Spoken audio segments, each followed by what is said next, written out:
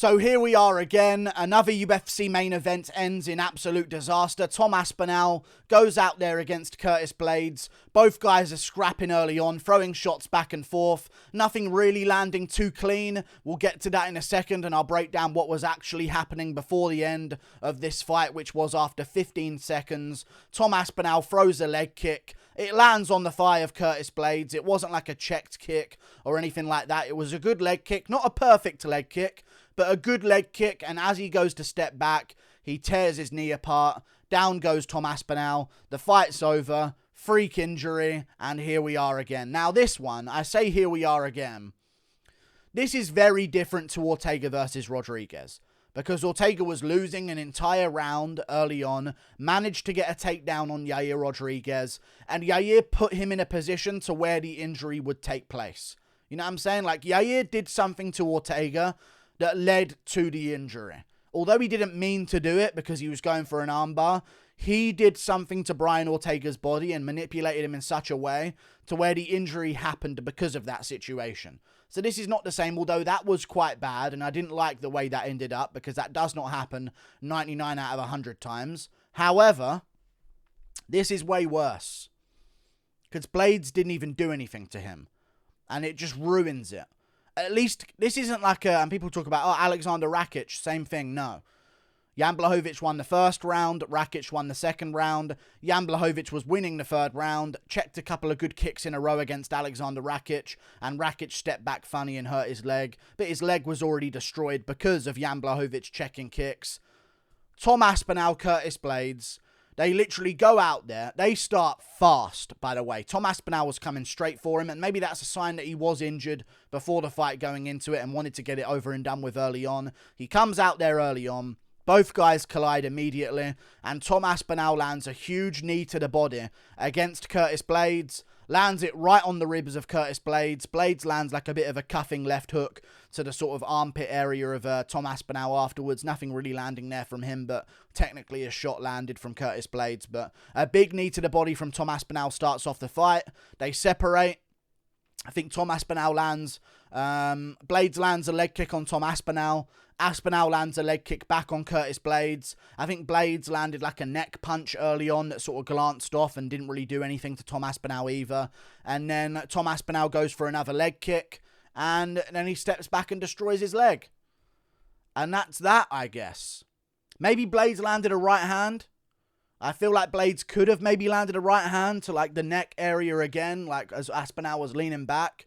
And then after Aspinall was going down, like a left hook of Blaydes, like glanced the lip of Tom Aspinall, but he wasn't rocked. It's not like he got knocked down or anything like that. He just had no functional strength on his leg whatsoever, and main event ruined. Card wasn't the best anyway, to be honest with you. It was a bit of a letdown of a card, but that just ruined everything. The card was in a position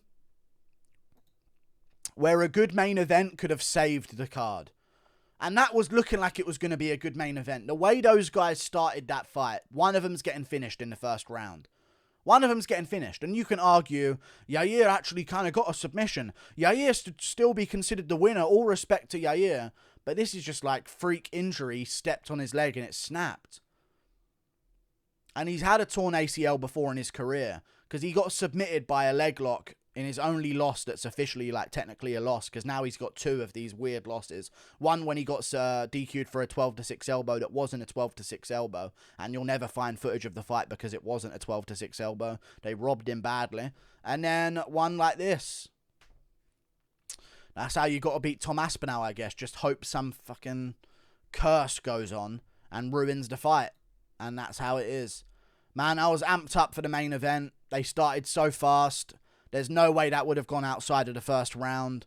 Aspinall, I guess, was throwing leg kicks early on to just try and sort of, like, get investment shots on Curtis Blaydes to make sure that, like, okay, if this goes to a point where he's grappling with me, I'd rather have a guy who's been hurt to the body and hurt to the legs trying to grapple me than a guy who hasn't. And then he goes. There it is. Tom Aspinall loses. And it's not even that he loses, man. Curtis Blaydes didn't win. And that's the problem with this as well. If Blaydes just won, or if Aspinall injured himself because Blaydes perfectly checked his kick, fine. fine. Like, cool. All good. But, like, Blaydes has no hype moving forward now. Neutral. Stock neutral. Like, there's nothing we can go off of here.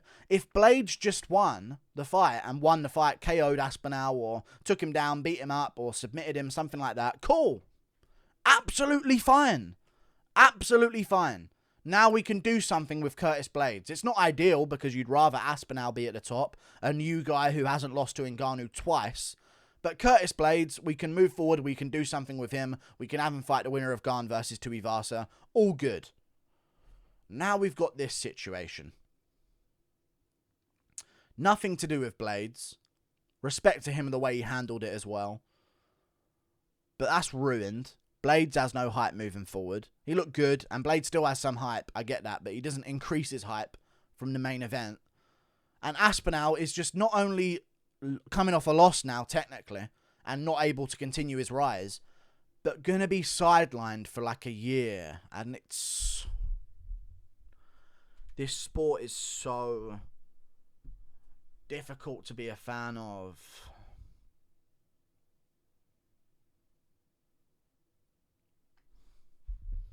If he just lost by KO, he'd be back in 5 months. He'd be back in December on the McGregor card.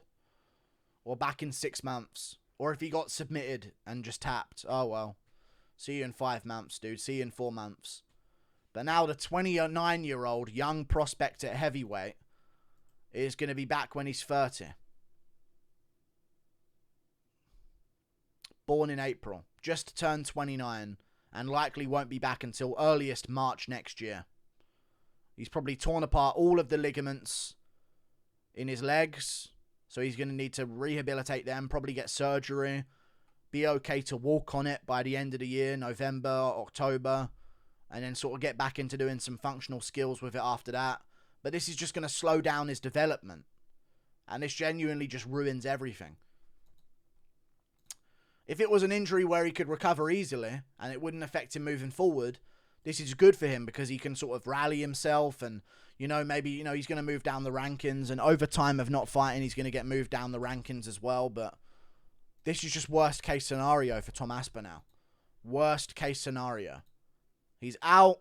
He's going to be out till March, April. And that's it.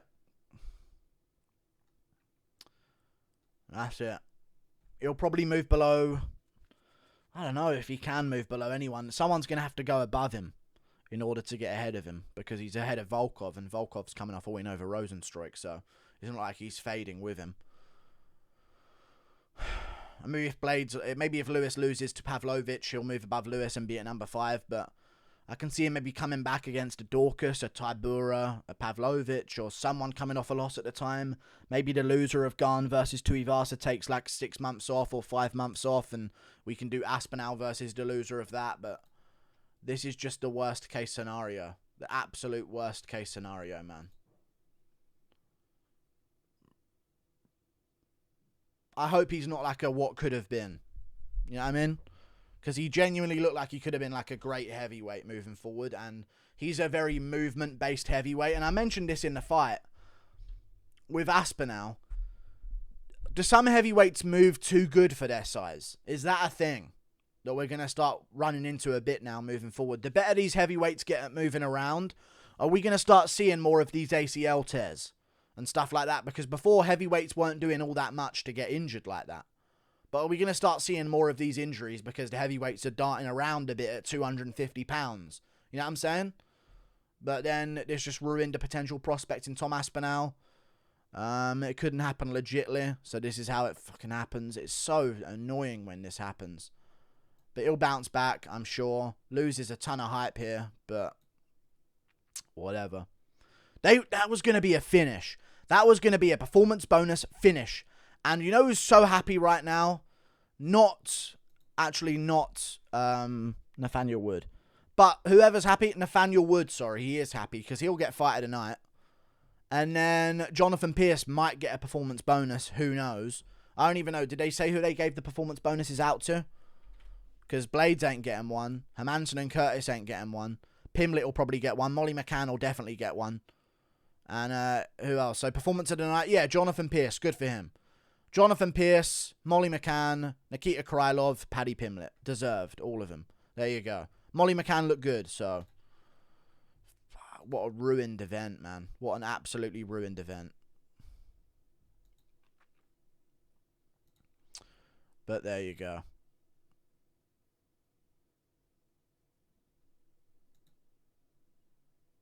There you go. Oh, well.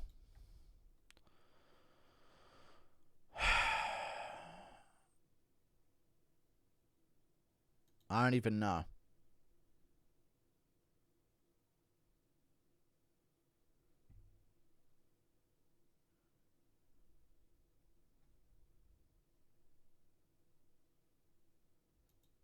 Just ruined. I don't even know what to say at the end of this. Like, this is just a ruined event. Like, they just killed it all dead. It just keeps happening. MMA is too random to be a consistently good sport to follow, and it just makes me not even want to follow it sometimes, man. I swear to God. It's just too random. You go to watch basketball will at least be played. You know? Like, you go to watch an MMA fight, the fight might not happen. Like, that's genuinely how it works. And it's sad. Basketball will at least be played start to finish. Even if they have a leak in the arena and water's dripping down on the fucking court, they'll patch it up and let's resume. But this is just terrible. Injury happens, sub a guy out, put another guy in. Let's continue the show. But this just ruins it, man. And the rest of the card wasn't that good. Glad Pimblett won. Glad Molly McCann won. Good for them. But